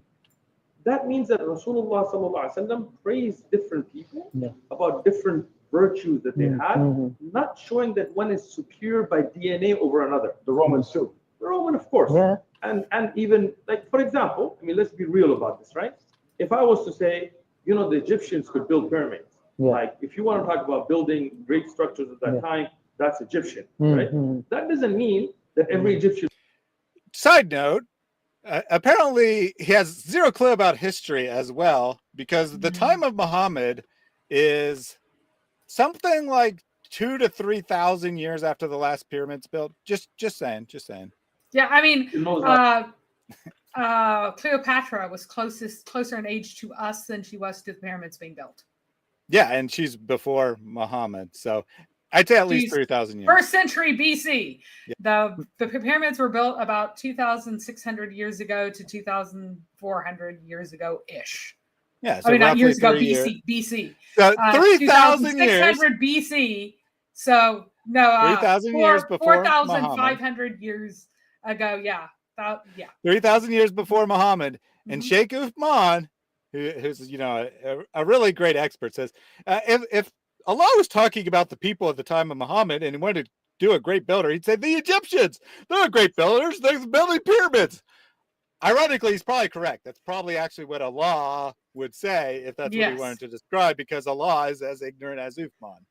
How to build a pyramid, it doesn't mean that they're better than anybody else. It's praising a particular skill set that they had. If I said, man, the people of India, mathematics, they came up with the concept of zero, math is from India, or logic and philosophy is from the Greek, right? Yes, but that doesn't mean that they're superior by any DNA, right? We don't believe in a chosen people of God. We believe that and opposite again, the Quran explicitly says that the Jews, that the children of Israel were chosen and preferred. So yes, I do have to believe in that. So yeah, and again, impiety is what the Arabs are explicitly said to, and taqwa, which is like actually Uthman's analogy makes that clear, even though that he's trying to argue against it. It makes it clear, right? Ignoring the factual errors, Egyptians are the best builders. This is just like what the Quran says about the Yemeni people. They're the best at Islam. Right. Oh wait, that does mean they're superior. Yeah. So all right. All right, yeah. So we had actually played the part about the chain, because that is the end of the video. Oh yeah, is that the end of the whole one? All right. Yeah. So he talked about Abu Huraira. Mary just wasn't paying attention and thought we hadn't played it. I just wasn't paying attention. I'm bad. All right, scroll down a little bit. Oh, you have light mode on. My eyes. Okay. That's because it's a desktop computer. It's normal to be. Oh no, I have dark mode on even on desktop. I switched it. All right. So if you play the next one, remember that Uthman claims to have a master's in Hadith and things from the University of Islamabad. Yep. This one's 5 whole seconds. So let's go. Don't cough or something, or you'll miss it. I graduated from the Islamic University of Islamabad with a master's focused in Hadith. I graduated from the Islamic University of Islamabad. And this one he only says Hadith, but elsewhere he says Hadith and things. Yep. So he has a master's. Yep. Actually, the wording is very interesting there, right? I'm going to play it one more time. I graduated from the Islamic University of Islamabad with a master's focused in Hadith. A master's focused in Hadith. Would it imply that he has a master's in, say, Islamic studies, right? With a concentration in Hadith. So which is it? His story changes every time. Yes, it does. Because you know what, you have a degree and you know the name of your degree. I'm sorry, you do. Yeah, you'd think you'd know his own degree. You'd think. And then, so Jai wrote that the first mistake they makes is the misquotation of the Hadith in Arabic. He leaves out the word. The best of men are the men of the people of Yemen, is what it's supposed to be. And he just left out of the people. He just left it out. So, again, are you saying that this is exclusive to males? Is that what the Hadith is doing by saying? No. It's men as in like mankind sort of men. But okay, so then it doesn't actually have any difference. The best of the men are the men of the people of Yemen. He's just losing. Right. So he misquotes it, but it doesn't actually change the meaning by doing that. Because the people of Yemen and the men of Yemen versus Yemen. I mean, I'd say it's the same thing. It's more of an ethnic thing rather than a location thing. So it does make it more ethnic than locational. So, gotcha. But if we just continue down, but it just shows his sloppiness. Then the reason that he gives Sneako for why he should reject the Hadith, and therefore clears doubts about Islam, is because there is a problem in the chain. And this is where he says it. If you want to replay that little piece. Yep. 2 seconds. I think we can spare 4 seconds to replay it. And I got to adjust the volume every time for it. Yeah. You know, Twitter doesn't like remember the volume setting. And for some reason, there we go. There you go. It didn't want to let me change it either. Nope. This riwayah, there is a problem in the chain. This riwayah, there is a problem in the chain. All right. Okay. There's a problem in the chain. Problem in the chain. Whoops. I need to go back. I went back instead of just escaping full screen. Yep. So that's my bad. All right. Let's go back. Problem in the chain. All right. Now what? So why should Sneako reject this hadith according to Uthman, the sheikh, with a master's degree focused in Hadith studies or something or other. Because he claims the early Islamic scholar al-Haythami, who reports this hadith, says that the narrators are good, except the fact that Sa'id ibn al-Musayyab never met Abu Huraira. This is hilarious. Hilarious. So the argument is that since they never met, one person could not have told the other person this hadith. So if I said, oh, I heard this from Obama. I've never met Obama. Well, obviously he's on TV. Let's say I heard this personally from Obama. I've never met Obama. So how on earth could I have done that? I've heard this from Trump. I've never been in the same building as Trump, right? So how could I have heard it directly from him if I'm saying I'm pre-broadcast, right? So that's the argument. They never met each other, so they couldn't be in a chain together. And so you should reject this because they never met. And so Sneako shouldn't doubt because this is an inauthentic hadith, so it can't justify racial supremacy in Islam. So let's hear him say that again. All right. 15 seconds. Al-Haythami, one of the... Oh, I remembered this. Remember, yay. So, Sa'id ibn Musayyib is a tabi'i. He's the one that reports this from Abu Huraira. Al-Haythami, one of the early scholars who recorded the hadith, said that the Rijal are all good except the fact that Sa'id ibn Musayyib never met Abu Huraira. So there's a break in between those two. So I like how Ali Dawa was just there saying, yes, good. Yes, I know. It's hilarious. The whole thing, like, he probably says it like 20 times. You don't need to constantly be saying something, Ali Dawa. Just thought I'd point that out. Yeah.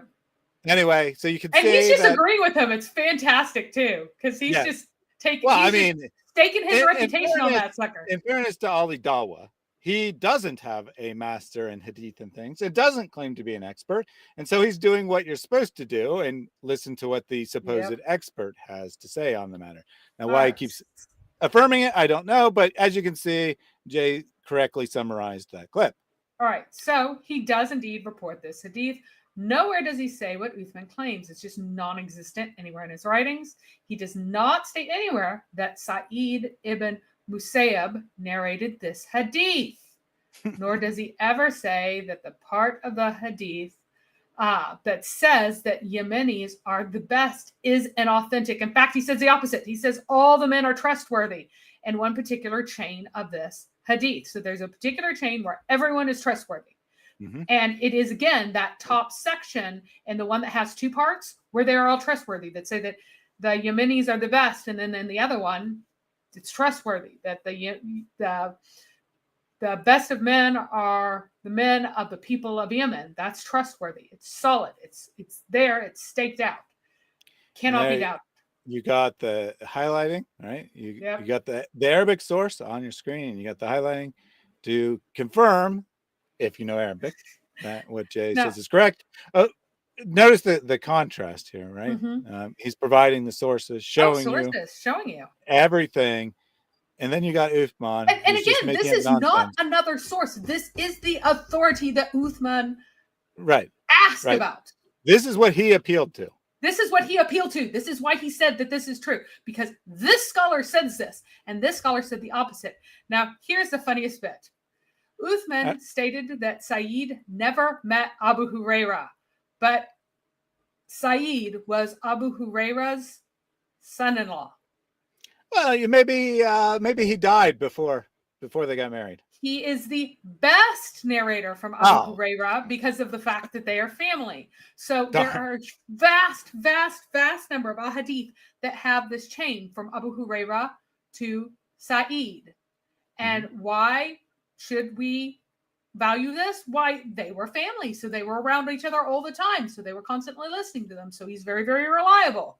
He narrates countless ahadith from him through the many ahadith of al-Bukhari, Muslim, Abu Dawood, etc. So you would have all of these sources authenticate this particular chain, this part of the chain, because it is so incredibly reliable. It appears over and over and over and over again in the sources. This is real Islam here. This is the heart of the isnad. If you doubt this, how can you have any confidence in any isnad ever? How can you say that any chain is good if you do not take Abu Huraira, who for Sunni Muslims is like the number one hadith narrator? How can you? With his own son-in-law, who is sorry, Mary. I need to make that point right, very clear. So you have the most prolific, best of the companions, and the best narrator of him in this chain, and this is the exact portion of the chain that Uthman decides to attack as on. And it's not even in the chain. That's the most incredible thing. Of all the things to attack, it's not even in the chain. It's not in the chain. Forgot about that part. I forgot about that part. He just decides to say this. This is insane, right? This is insane. He decides to attack one of the most prolific, best companions of Muhammad. Well, a hadith that comes from, because the best narrator of him is never met him, but he's not even in the chain of this particular hadith. So he just attacks one of the best possible chains they have, according to their own standards, and it's not even relevant to this hadith. Correct. That the hadith that he wants to say is not the authentic one. In none of the versions does this chain appear. So, and in case you don't believe Jay, hold on, Mary. In case you don't believe Jay, let's get an expert in hadith and things to tell us whether this is a correct information that Jay has just given us. One of the reasons that he is very well acquainted with ahadith and reporting is because of who he married. He married the daughter of Abu Huraira radiallahu anhu. Now, imagine when you have a father-in-law like Abu Huraira. Abu Huraira radiallahu anhu is the one that narrated the most ahadith of anybody from the Sahaba radiallahu anhu. One of the reasons... So what we have here is we have a situation where two experts in hadith and things are telling us the exact opposite. On the one side, you got Uthman ibn Farooq telling us that you can never trust this chain. It's highly unreliable. There's a gap because they never met another. Then on the other hand, you got Uthman ibn Farooq telling us that he's the best and he's highly reliable because he of his family relationship, and they knew each other and they constantly talk to each other. So you decide which of these two experts are correct. I'll be right back. Sure thing. While Mary is rudely taking a break, I will take a super chat from Misha SWB. Here's the sad news. We are running out of funds. All our work is going to stop unless people like you watching this video will help us. Your donations can get you a share in a reward. Reap those rewards for years to come, inshallah. This is not a donation or a charity, but an investment for your hereafter. So reap those rewards from your investment. Just don't invest in the stock market because it's going down. Misha said, I thought that Palestinians were the chosen ones. Meanwhile, Allah loves the children of Israel. Yemenis must worship Ezra too. I think that is 100% accurate there on all of your statements. Thank you very much for that donation. And of course, we know that the Palestinians are the chosen ones because all Arab countries have rejected them as refugees to their own country, even though the people, or at least their ancestors, desperately wanted to immigrate to other Islamic countries when Israel took control of the land. Strange. Yep. Strange. So extremely funny. Oh yeah, Professor Yaffle points out that you guys haven't been using the Uthman icon. Shame on you guys. This is a perfect opportunity to spam Uthmans to the chat, or I should say Sheikh Ketchup, I believe is the official name of that icon. There we go. So this is, I mean, like, of all the things to make up, why couldn't he have just discounted the chain that actually was there with narrators that fewer people would have heard of. Yeah. Please donate to the children in Palestine, she says. All right. All right. Let's continue on here. So he says, how can Uthman tell Sneako that the hadith, which caused him doubt, is nothing to worry about because the chain is weak due to the fact that Sa'id ibn Musayyab narrated, which is false, and Sa'id could not be trusted to narrate from Abu Huraira because they never met, also false. The hadith is authentic according to Islamic scholars, and so Sneako's doubt of Islam is valid. It does teach Arab supremacy. And there are a whole bunch more sources. I've done streams on this. Thaddeus has done streams on this. We've all done streams on the fact that Islam teaches Arabic supremacy. So he finally said, Muslims, you need to stop trusting your Dawah guys. They're deceivers. Islam is false. Islam is an Arab supremacist cult. All are equal in Christ, according to Galatians 3:28. Jesus is the truth. John 4:14-6. Jesus is Lord. Romans 10:9 through 13. Repent and believe in him for eternal life. So here's the thing. There is this cultural thing in non-Christian cultures where you are supposed to believe those in authority because of their authority. Like that's just a cultural expectation. Truth is that which an authority tells you. And that's why he would say something that's outrageous and just throw something. Like, I don't know whether or not he remembered that Sa'id is the brother-in-law of Abu Huraira. He may have actually forgotten it because he's not that bright. But you think he would at least look at what the chain was and pick some random person in the chain to attack. Right. He didn't even bother to do that.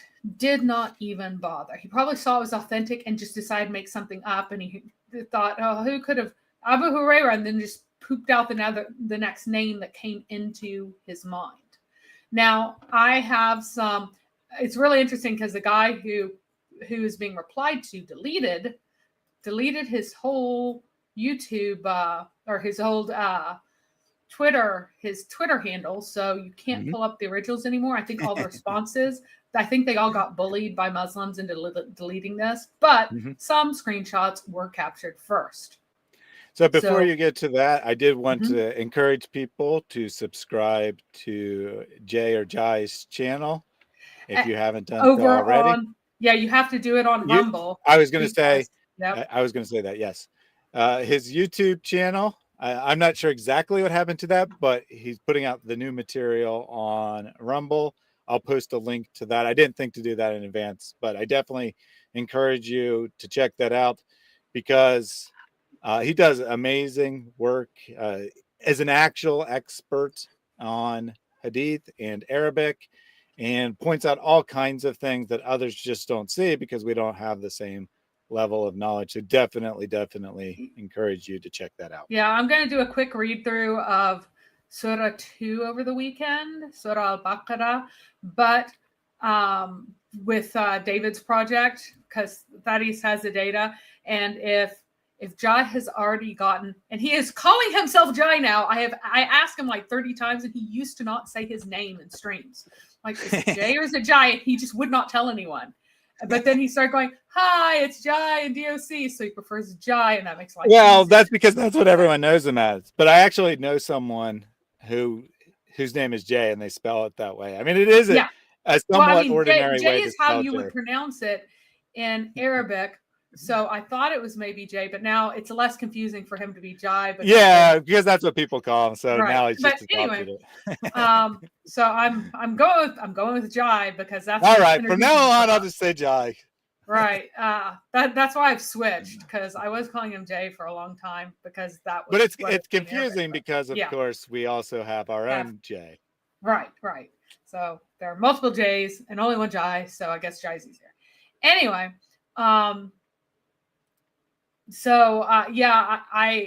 If he found all of the, because I think he has, if he's found all of the references to the Injil in that first surah, I won't have to worry about participating in the project because he'll have it covered for me.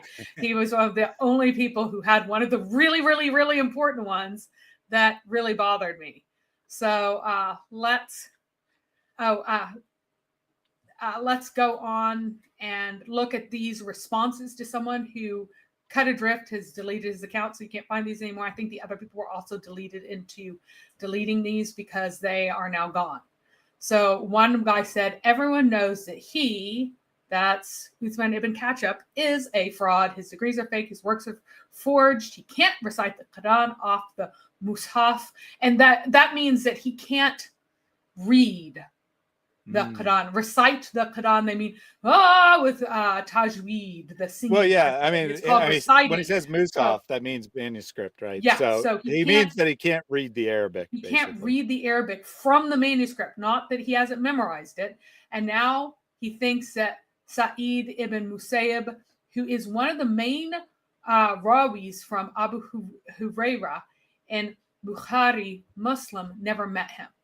This is from a self-proclaimed scholar of hadith. Someone else, Abu Musa al-Suri, says, Akhi, I'm shocked. I'm a beginner student of knowledge. And in my usul al-hadith lessons, from the things I remember is that Sa'id ibn Musayyib is from the most prominent narrators of Abu Hurairah.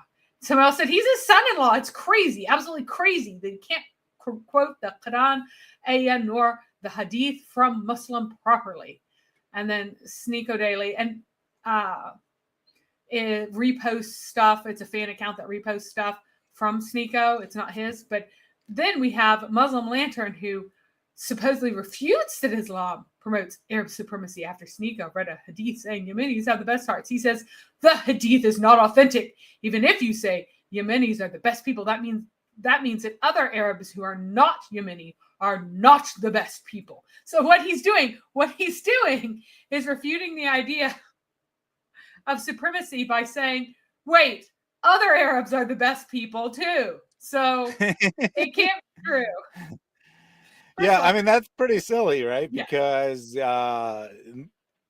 closely related genetic groups could definitely both be the best, right? Even completely different genetic groups could both be the best, right? They could be tied for the best. I mean, the Quraysh are better than the other Arabs. Yeah. And Muhammad claimed that he was Yemeni for a long time. So you would have Yemen, you would have Arabs, Yemenis, Quraysh, who are somehow magically Yemeni now.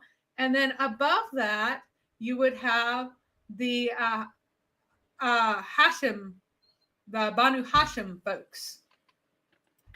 And then Muhammad at the very top. So the Arabs are the best of people, but the cream of the Arabs would just be the Yemenis. So I don't understand how that is even an argument, but it's funny how he phrased it, is that you can't deny that the Arabs are the best of people. So therefore the Yemenis are not the best of people. It's hilarious. Yeah, very, very poor logic there. But speaking of very poor logic, we got new vines are you. At Mary Harb, you can't even pronounce al-Fatiha. What about, or something like that. Sorry, I don't speak slang there, so I'm not quite sure how I'm supposed to pronounce that.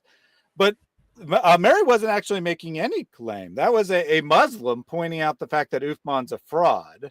So and it doesn't particularly matter. Sorry, bad.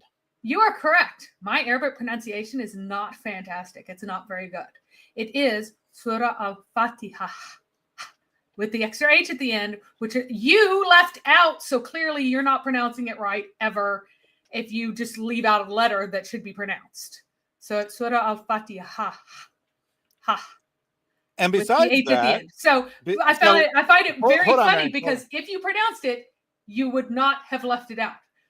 Furthermore, knowing about it is not the same and thing pronouncing as aren't the same thing. It's not at all the same thing. But here's the thing. Here's the thing, Mary. You're not claiming to have a master in hadith things. You're not claiming to be a sheikh. You're not claiming to be the leader of a mosque. Correct. Uthman is claiming all those, and he still can't pronounce words correctly. Right. And the thing is, I know that the Shahada says Muhammadar.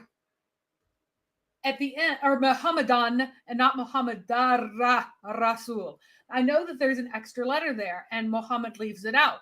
I know that it's an archaicism that is in there to make the Shahada seem fancier and more ancient, but Uthman leaves it out. I know that Yom does not have an al in front of it anywhere in the Quran, because it's, anytime it talks about the day, it's just Yom. It doesn't have al Yom, kind of like it's used more like a name than it is a title. Mm-hmm. So whenever he says al Yom, I know that's wrong because I know that about the Arabic. So if even I, whose pronunciation is horrific, I admit it, my pronunciation is terrible. I work on it. I try to hear the differences. It's difficult for me. I'm an adult learner and I'm concentrating on so many different things that is bluntly not my top priority. It's just something I'm working on along with 50,000 other things. Mm-hmm. This is Uthman's top priority. If I heard him say his Surah al-Fatiha when he was teaching it, and I heard him say al-Yom, and I went, wow, that's not right. This is something he's supposed to say 17 times every day. Mm-hmm. I should not know something about it that he doesn't. This is about who I am, not a sheikh, not a person who has all of these qualifications. I'm a critic of Islam. I do study Islam. I study it to know about it, but not to practice it. He studies it to practice it. To practice it, you recite the surah 17 times a day.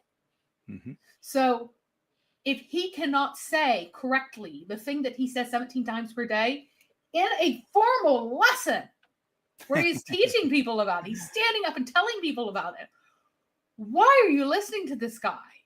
Yeah. You know? And what I don't understand, right, is why a Muslim can't just say, yeah, he's an idiot and a fraudster. We won't listen to him, right? That's not a claim that Islam's false.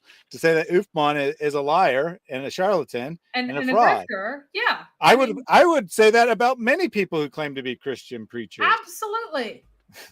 So why won't you say it about Uthman? Benny Hinn, done. They're not Christians. Neither one of them are Christians. They're both charlatans. They're both grifters. They're both fraudsters. They're false.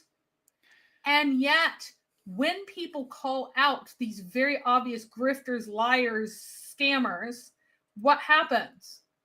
They get bullied to take things down. Mm-hmm. Their tweets disappear. Yeah, because you can't help it. You're hurting the Ummah by pointing out that some of our teachers are frauds. And again, let's look at, Professor Yaffle says, Mary can't pronounce it. Oh no, Islam must be true after all. Well, here's the thing. Why is it in Arabic? It's in Arabic so that you may understand, according to the Quran. Right. Well, if I can't understand it and it's in Arabic, then it's not for me, is it? It's true. If Uthman over there can't even say it after all his years of study, it's not for him. Who's it for? It's for people who speak Arabic. That's who it's for. According to the Quran is coming only to those who speak Arabic so that they may understand it.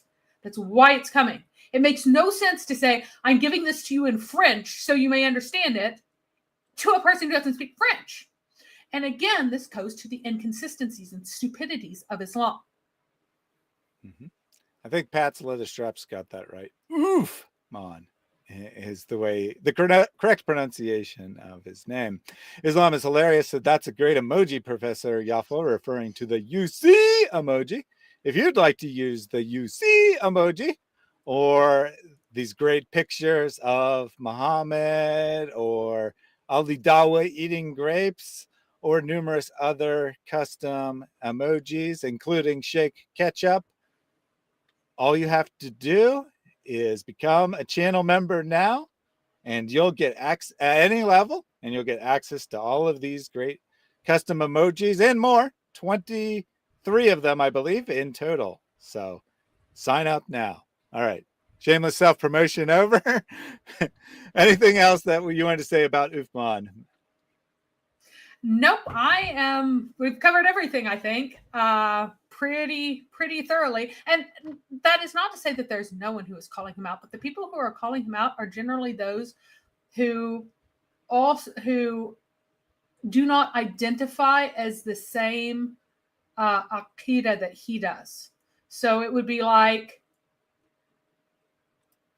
if no Catholics called out one of their goofball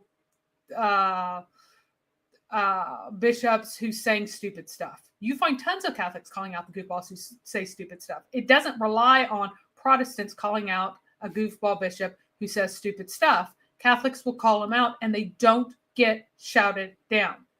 Here and now, the only people who are criticizing Uthman are people outside of his creedal group. Mm-hmm. All right, let me just take a few comments and super chats before we wrap up here. Talmudic Tunnels Construction says more viewers than Ali Dawa. And if you want to see, thank you all for tuning in today. We had a very nice crowd. If you want to see more content from me coming up tomorrow, I will be revitalizing my Bible study that I put on hold for a while there, originally due to work, but hey, that is no longer a concern of mine. So I will be resuming that tomorrow, unless something else comes up. And then I'm thinking about streaming on Sunday and perhaps having a revisit of the video that got me fired. Not an interview of Robert Spencer. I guess there was technically two, but the other one where I reacted to Islamic shorts, obviously not reacting to the same Islamic shorts, but reacting to a bunch of insane Islamic shorts. You should pull things up on TikTok and see what's popular there, because that's where a lot of them are now. Yeah, you're right. I could do that. I could go to TikTok instead of YouTube shorts. Any case, Weird Stuff said, did you hear? An authentic hadith is from Allah, not from Bukhari or Muslim. And not from Muhammad either, right? These aren't the words of Muhammad. These are the words of Allah, according to, I believe that was Sheikh Hakeem that said that. But according to any reliable Muslim scholar, if it's an authentic tradition, it is from Allah, even though it was Muhammad speaking. You figure that out. Super chat from Scott A. Sir, how can we contribute financially for your organization? They get in touch with me. And very easy, people know where I am.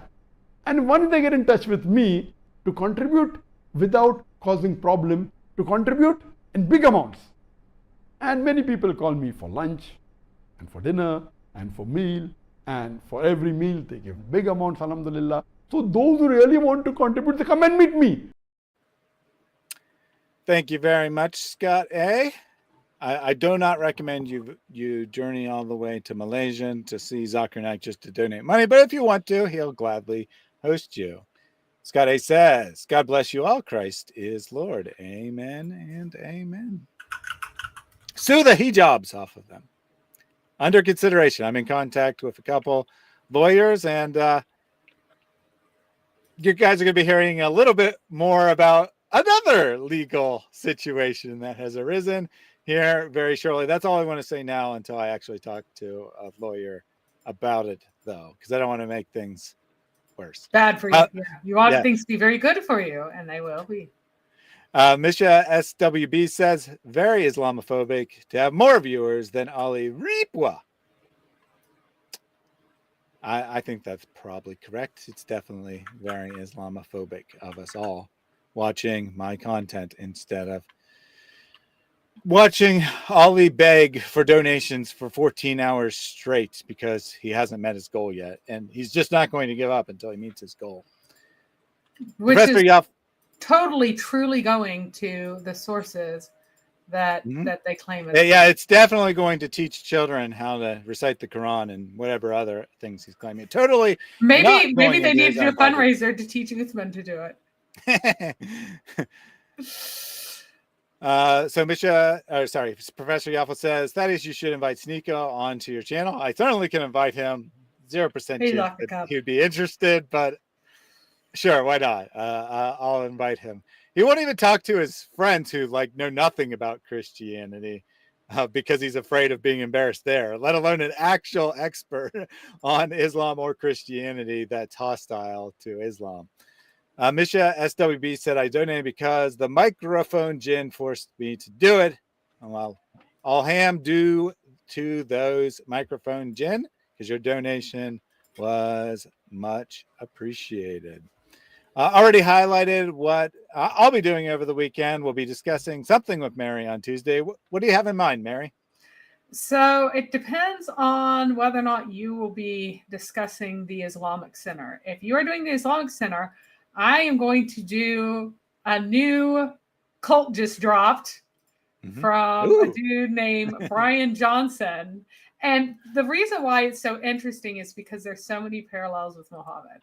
Because it's just like, it's like standard cult stuff.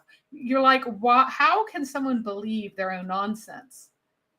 But this guy has convinced himself that he's reversing his gray hair and that he's preventing aging while he's dyeing his gray hair.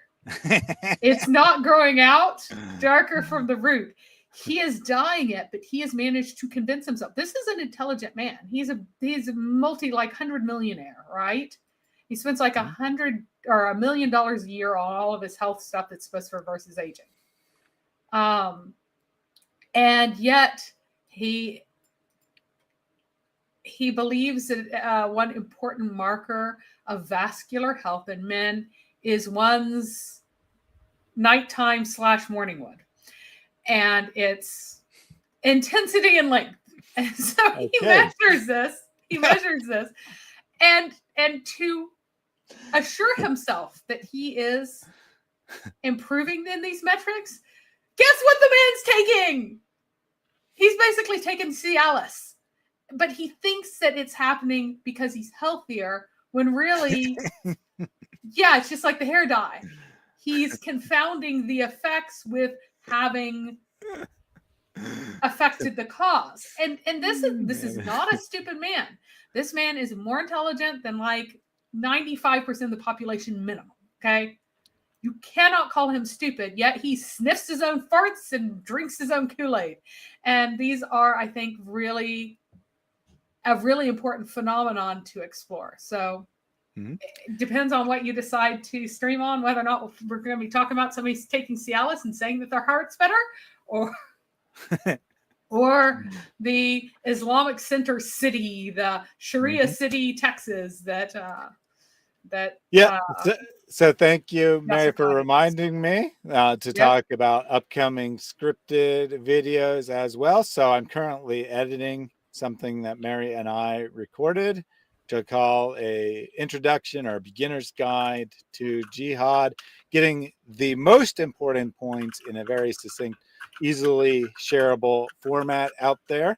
So that will definitely be the next video. I plan to probably finish editing that tonight, share it on Patreon tomorrow, and then release it publicly on Sunday. Most likely, it could be Monday before it's released, but that'll be the next thing out.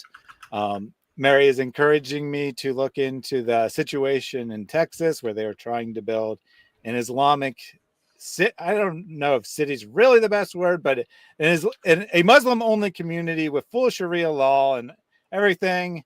Sounds like insanity. In any case, I'm going to look and see if I can come up with a really short, pithy video on that. And if so, I'll do a scripted video. Otherwise, we'll have Mary do a full breakdown on Tuesday. And then I also am going to be on my agenda as definitely next up. If I don't do that video, then I will be doing the dumbest logical error that Allah ever attempted. So, and yes, it is Epic City East, Plano, Islamic Center. They always want to call their mosques Islamic centers to sound less aggressive, but it's a mosque. Yeah, thank you for that. I couldn't remember the name off the top of my head, but yes, Epic City. I disagree with the second part of this. Texas has fallen because everyone has opposed it. It's blatantly unconstitutional, and I believe the plans have been more or less canceled, but it's still worth talking about because of the insanity of people like Yasser Qadi who are backing this. Yeah, and there's Thinking that this another is a good place idea. in Texas. They've already tried to do that before. So you need to look that up too, Thaddeus. Yep. So another mosque tried to do the same thing. I think it's also North Dallas. Now, the Asians over East Asians in Plano has an enormous Chinese population, would not take kindly to a mosque in their backyard either, which would be kind of amusing to watch. But anyway, that's a thing as well. Yeah, a couple people are pointing out that other people have covered this. Absolutely, right. I'm not going to just do it for the sake of doing it, but if I have a good angle on it, then I will do a video. And I don't know one way or another yet. I haven't learned enough about it to know whether I'll be doing that. But we will cover it one way or another. A whole ton of the news covered it. There's been a bunch of people it's hitting. Yeah, to be clear, that mainstream channels, not channels that talk about Islam, are covering this, and mainstream, just regular mainstream media are covering this. Because so I think that Thaddeus, I think you ought to do why a Muslim city? Why would they want this? And to be clear, right? It wouldn't just be a reporting, it wouldn't be a reporting on the news. It'd be like, you might think that this is just some insane guy, but actually, this is true. And these other folks tried to do it too. Why would this keep happening? Because the Quran tells you that you want to be under your own authority, etc., etc. Mm-hmm. So anyway, yep. So that's what's coming up there. And then Professor Yaffle said, "I hope you do more interviews. You do very good interviews." And yes, several Muslims have emailed me asking to have conversations over, the last several months.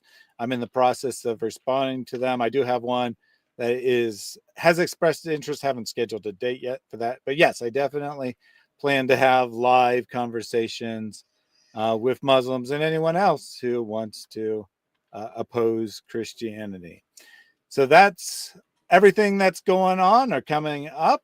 I will be live tomorrow, either doing a Bible study or something else if something comes up that's super urgent, but most likely doing the Bible study over on the Reasoned Worship channel. If you haven't checked that out before, you can find a link to it on my channel page. And then we'll be back with Mary on Tuesday, and look for scripted videos out within the next 2 to 3 days. Record everything it'd be a live stream, so it would definitely be recorded. Thank you all for joining us today. As is tradition, we will close out with a prayer by Pastor Jake. Pray this ceaselessly. Lord Jesus Christ, Son of God, have mercy on me. Lord Jesus Christ, Son of God, have mercy on me. Lord Jesus Christ, Son of God, have mercy on me.